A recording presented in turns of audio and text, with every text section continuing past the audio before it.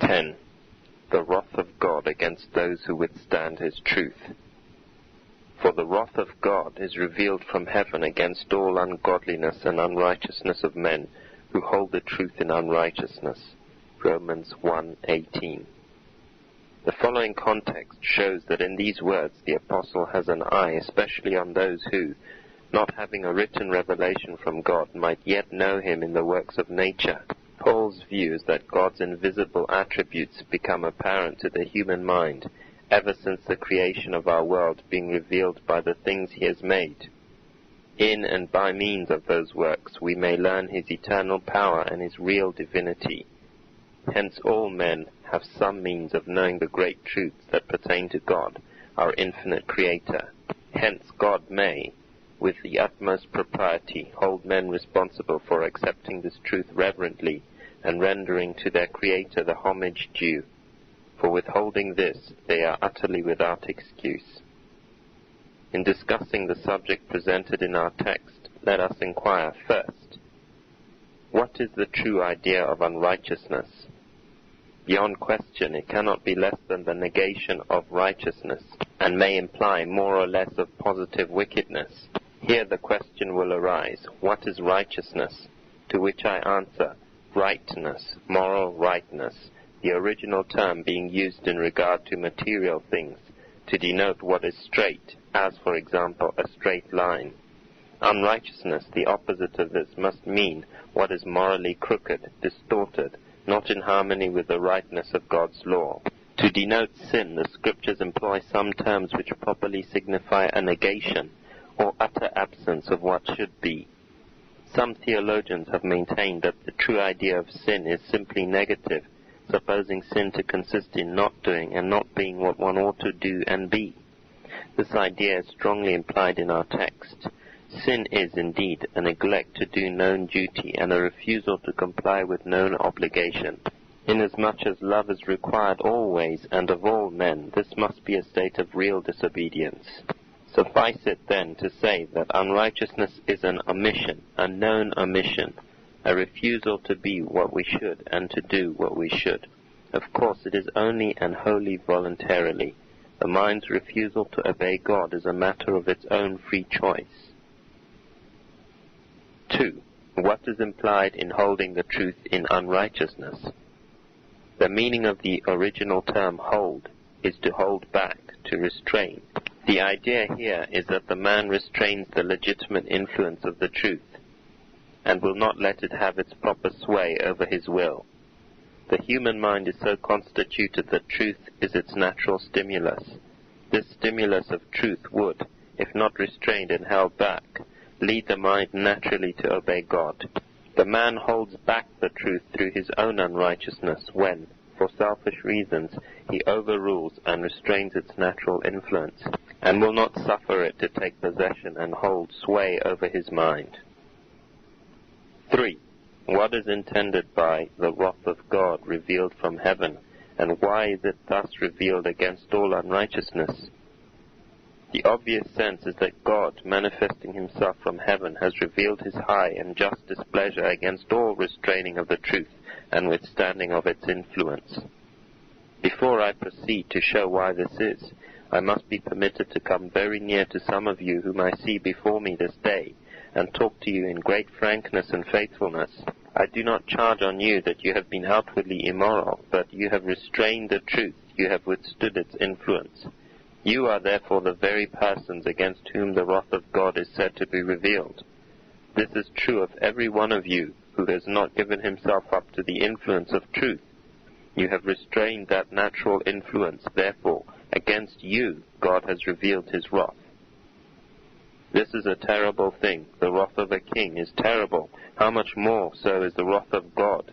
Ah, who can stand before him when once he shall arise in his wrath to avenge his truth and his own glorious name? Why does God's wrath wax hot against this sin? Comprehensively, the reason is, withstanding the truth is resisting God's revealed claims of love and obedience, and is therefore the whole of sin. All is comprised in it. This is the very essence, the true idea of sin. It is deliberate, intelligent, and intentional rebellion against God. There could be no obligation until your conscience affirms it to yourself. The conscience cannot thus affirm obligation until there is some knowledge of God revealed to the mind. But when this knowledge is revealed, then conscience must and will affirm obligation. Subsequently to this point, the more conscience is developed, the more it unfolds, and the more strongly it affirms to your obligation to obey God. Suppose a person were created asleep. Until he awakes, there could be in his mind no knowledge of God, not one idea of God, and consequently no sense of obligation to obey him. But as soon as the moral functions of the reason and the conscience create a sense of obligation, then the mind is brought to a decision. It must then either choose to obey or to disobey God. It must elect either to take God's law as its rule of duty or to reject it. The alternative of rejecting God makes it necessary to hold back the truth and withstand its claims. We might almost say that these processes are substantially identical, resisting the natural influence of God's truth on the mind and withstanding the known claims of God. When you know the truth concerning God, the great question being whether or not you will obey it, if your heart says no, you do of course resist the claims of truth. You hold it back through your own unrighteousness. The very apprehending of moral truth concerning God renders it impossible to be indifferent. Once seeing God's claims, you cannot avoid acting upon them one way or the other. Hence, to stop there after your duty is made known, and hold your minds aloof from obedience, is being just as wicked as you can be. You disown your whole obligation towards God, and practically say to him, "Depart from me, for I desire not the knowledge of thy ways." Is not this as wicked as you can be, with the light you may have at the time? What more wicked thing could you do? Let us look at this matter a little further. Holding back the truth through unrighteousness implies a total rejection of the moral law as a rule of duty. This must be the case, because when light concerning the meaning of this law comes before the man, he repels it and resists its claims, thus virtually saying, "That law is no rule of duty to me." Thus resisting the influence of truth, he practically denies all obligations to God. Truth coming before his mind, he perceives his obligation, but he withholds his mind from its sway. You may probably have observed that some persons seem to have no sense of any other obligation, save that created by human law. Legal obligation can reach them, but not moral. They will not pay an honest debt unless it is in such a shape that the strong hand of the law can take hold of them. Others have no sensibility to any claims save those that minister to their business reputation. Take away their fear of losing this, remove all the inducements to do right, save those that pertain to moral obligation, and see if they will ever do anything. Now such men practically reject and deny God's rights altogether, and equally so their own obligations to God. Their conduct, put into words, would read, "I have some respect for human law and some fear of human penalty, but for God's law or penalty either I care nothing." It is easy to see that to hold back the truth thus is the perfection of wickedness. For suppose a man refrains from sinning only because of his obligations to human laws, then he shows that he fears human penalties only, and has no fear of God before his eyes. Again, this holding the truth in unrighteousness settles all questions as to the moral character. You may know the man with unerring certainty. His position is taken, his course is fixed. As to moral obligation, he cares nothing. The fact perceived, moral obligation, does not decide his course at all. He becomes totally dishonest. This settles the question of his character. Until he reveres God's authority, there is not a particle of moral goodness in him. He does not act with even common honesty. Of course his moral character towards God is formed and is easily known. If he had any moral honesty, the perceived fact of his own moral obligation would influence his mind. But we see it does not at all. He shuts down the gate on all the claims of truth, and will not allow them to sway his will. Hence it must be that his heart is fully committed to wickedness. The wrath of God is revealed from heaven against all who thus hold back the truth, because this attitude of the will shows that you are reckless of your obligations towards God. It shows that, with you, a moral claim on your heart and conscience goes for nothing. If you restrain the truth from influencing your mind, this very fact proves that you do not mean to serve God. Some of you know that you are not doing what you see to be your duty. You are conscious that the presence of known duty does not move you. You have not done one act of obedience to God's claims because they are God's. Again, not only does this settle the question of moral character, which is of itself a good reason for God's wrath, but it also settles the question of moral relations, because it shows that your moral character is altogether corrupt and wrong. It also shows that in regard to moral relations, you are really God's enemy. From that moment when you resist the claims of moral truth, God must regard you as his enemy, and not by any means as his obedient subject. Not in any figurative sense, but in its most literal sense, you are his enemy, and therefore he must be highly displeased with you. If he were not, his own conscience would condemn him. Now you must know that it must be his duty to reveal to you this displeasure. Since he must feel it, he ought to be open and honest with you. You could not, in reason, wish him to be otherwise. All of you who know moral truth, yet obey it not, who admit obligation, which yet you refuse to obey, you are the men who hold the truth in unrighteousness. Let this be settled in every one of your minds, that if you restrain the influence of any truth known concerning God and your duty, then against you is his wrath revealed from heaven. 4. We must next inquire, wherein and how is this wrath revealed? Perhaps some of you are already making this inquiry. Moralists are wont to make it and to say, we do not see any wrath coming. If we are as good as professors of religion, why shall we not be saved as well as they? Wherein then is God's wrath revealed against this great wickedness? 1. Your conscience affirms that God must be displeased with you. It certifies to you beforehand that you are guilty and that God cannot accept you. 2. The remorse which sometimes visits such sinners yet more confirms God's displeasure. True, the feeling of remorse belongs to the sensibility, but nonetheless does it give admonitory warning. Its voice must be accounted as the voice of God in the human soul. He who made that sensibility, so that it will sometimes recoil under a sense of guilt and turn back to consume the life and joy of the soul, did not make it a lie. It is strange that any should suppose that this remorse to be itself the punishment threatened of God against sin and the whole of it. Far from it. This is not that punishment which God has threatened. It is only a premonition of it. The very fears men feel are often to be taken as an indication that the thing they dread is a reality. Why is it that men in their sins are so often greatly afraid to die? It is no other than a trumpet tone of the voice of God, sounding up from the depths of their very nature.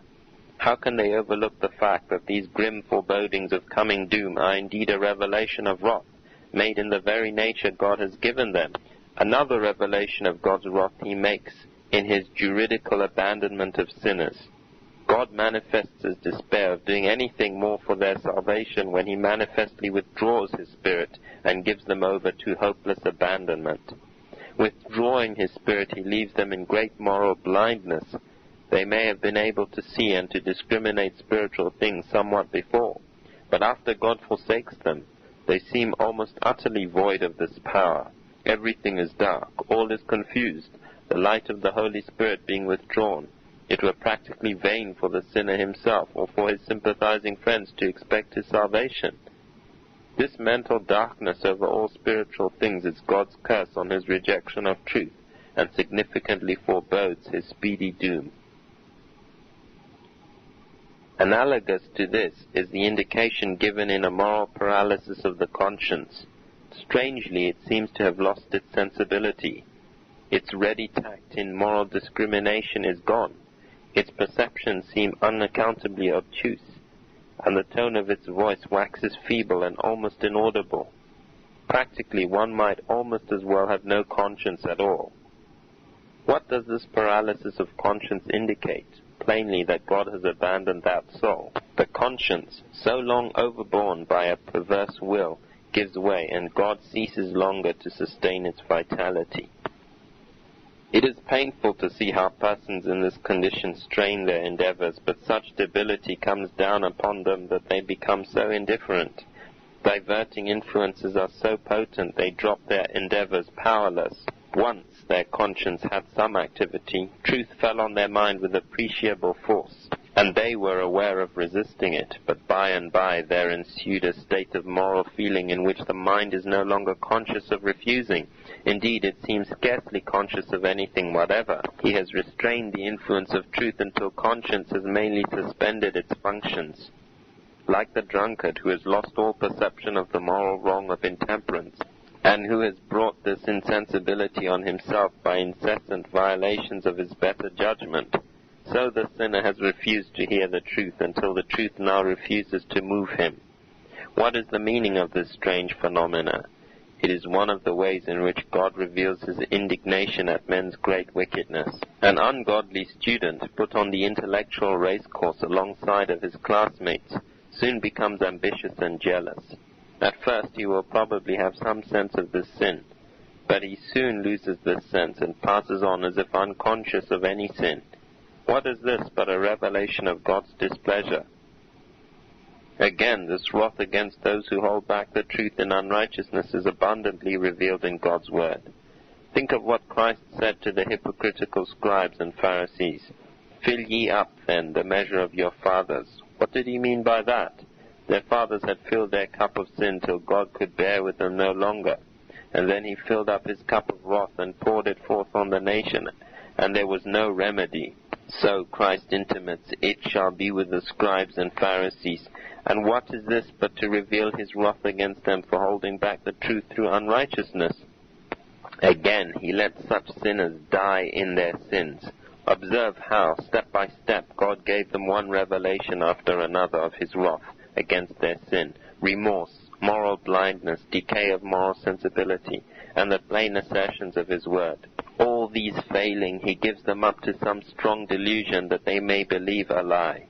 God himself says, for this cause God shall send them strong delusion that they should believe a lie, that they all might be damned who believed not the truth, but had pleasure in unrighteousness.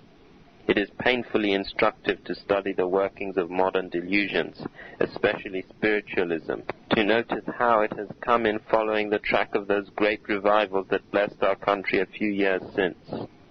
Do not I know how scores of persons who passed through those revivals unblessed, and now they are mad with this delusion. They saw the glory of God in those scenes of revival power, but they turned away, and now they are mad on their idols and crazy under their delusions. God has given them up to die in their sins, and it will be an awful death. Draw near them gently and ask a few kind questions. You will soon see that they make no just moral discriminations. All is dark which needs to be light before they can find the gate of life. Remarks. 1. You may notice the exact difference between saints and sinners, including among sinners all professors of religion who are not in an obedient state of mind. The exact difference is this. Saints have adopted God's will as their law of activity, the rule that shall govern all their life and all their heart. You reveal to them God's will, this settles all further controversy. The very opposite of this is true of the sinner. With him, the fact of God's supposed will has no such influence at all, usually no influence of any sort, unless it be to excite his opposition. Again, the Christian, instead of restraining the influence of truth, acts up to his convictions. If the question of oughtness is settled, all is settled. Suppose I go to Deacon A or Deacon B and say, I want you to do a certain thing. I think you must give so much of your money to this object. He replies, I don't know about that. My money costs me a great labor and pains. But I resume to say, let us look calmly at this question. And then I proceed to show him that the thing I ask of him is, beyond a doubt, his duty to God and to man. He interposes at once. You need not say another word. That is enough. If it is my duty to Christ and to his people, I ask no more.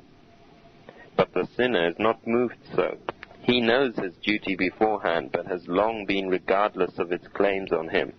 You must appeal to his selfish interests if you would reach his heart.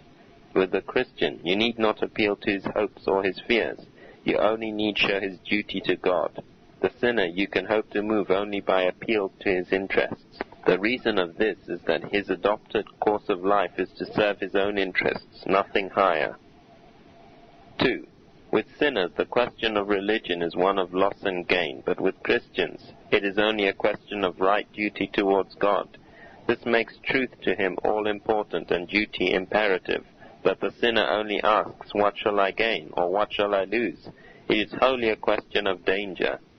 Indeed, so true is this, that ministers often assume that the only availing motive with a sinner must be an appeal to his hopes and fears. They have mostly dropped out the consideration of right as between the sinner and God. They seem to have forgotten that so far forth as they stop short of the idea of right, and appeal only to the sinner's selfishness, their influence tends to make spurious converts. For if men enter upon the Christian life only for gain, in the line of their hopes and fears, you must keep up the influence of these considerations and must expect to work openly on these only. That is, you must expect to have selfish Christians and a selfish church. If you say to them, this is duty, they will reply, what have we ever cared for duty? We were never converted to the doctrine of doing our duty. We became Christians at all, only for the sake of promoting our own interests, and we have nothing to do in the Christian life on any other motive. Now observe, they may modify this language a little if it seems too repugnant to the general convictions of decent people. But nonetheless, is this their real meaning? They modify its language only on the same general principle of making everything subservient to self. 3. Again, we see how great a mistake is made by those selfish Christians who say, am I not honest towards my fellow men? And is not this a proof of piety? What do you mean by honest? Are you really honest towards God? Do you regard God's rights as much as you wish him to regard yours? But perhaps you ask as many do, what is my crime? I answer, is it not enough for you to do nothing, really nothing, towards obedience to God? Is it not something serious that you refuse to do God's will and hold back the claims of his truth?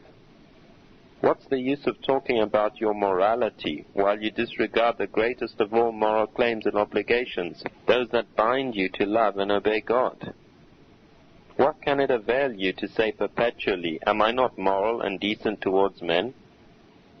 Why is God not satisfied with this? 4. Ye who think you are almost as good as Christians, in fact, it is much nearer the truth to say that you are almost as bad as devils. Indeed, you are fully as bad, save that you do not know as much, and therefore cannot be so wicked.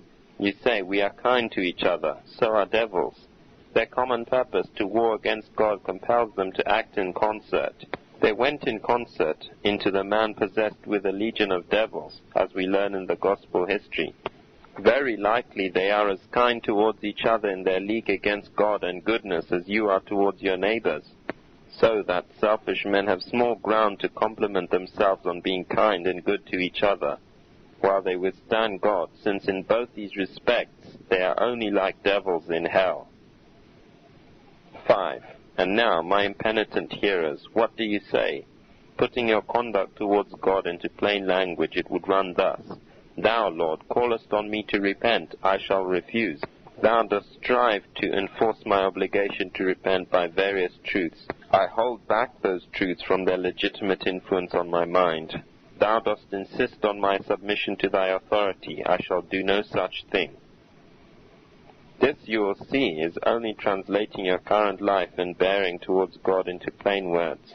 If you are really to lift your face towards heaven and utter those words, it would be blasphemy. What do you think of it now?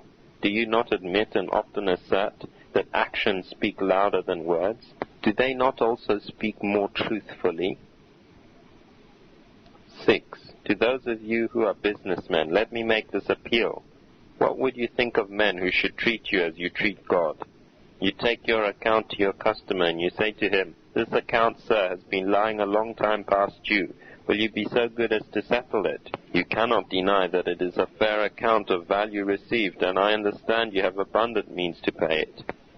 He very coldly refuses. You suggest the propriety of his giving some reasons for this refusal, and he tells you it is a fine time to get his own interest supremely, and cares little or nothing for yours when the two classes of interests, his and yours, come into competition.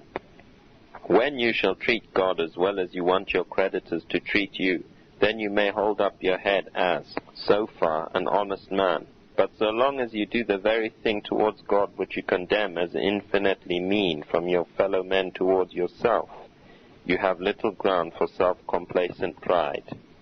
All this would be true and forcible, even if God were no greater, no better, and had no higher and no more sacred rights than your own. How much more, then, are they weighty beyond expression, since God is so much greater, better, and holier than mortals?